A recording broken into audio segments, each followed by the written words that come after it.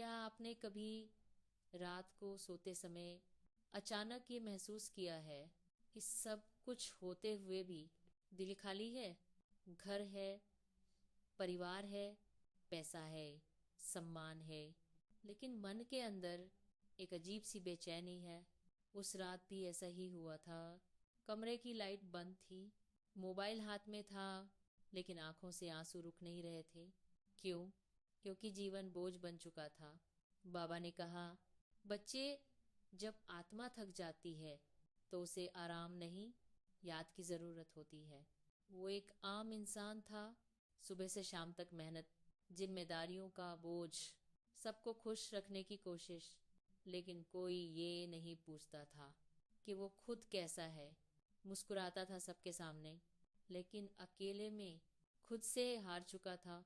रात को सोते समय मन कहता था, बस अब और नहीं। उसने बहुत कोशिश की, मोटिवेशनल वीडियोस देखे, किताबें पढ़ी, दोस्तों से बातें की, लेकिन दर्द वहीं का वहीं। क्योंकि समस्या बाहर नहीं थी, समस्या अंदर थी। बाबा ने कहा, बच्चे, दुनिया से उम्मीद रखना दुख देता है, परमात्मा से संबंध सुख देता है।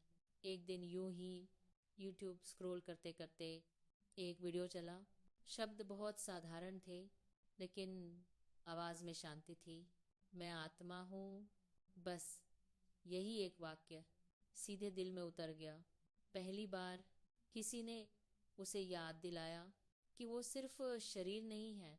अगली सुबह अंधेरा था, चारों ओर शांति। उसने आंखें बंद की और बस इतना कहा, बाबा, अगर आप हो तो मुझे संभाल लो। आंसू अपने आप बहने लगे, लेकिन इस बार दुख के नहीं, हल्केपन के थे। बाबा ने कहा, बच्चे, मैं तुम्हें बदलने नहीं आया, मैं तुम्हें याद दिलाने आया हूँ कि तुम कौन हो।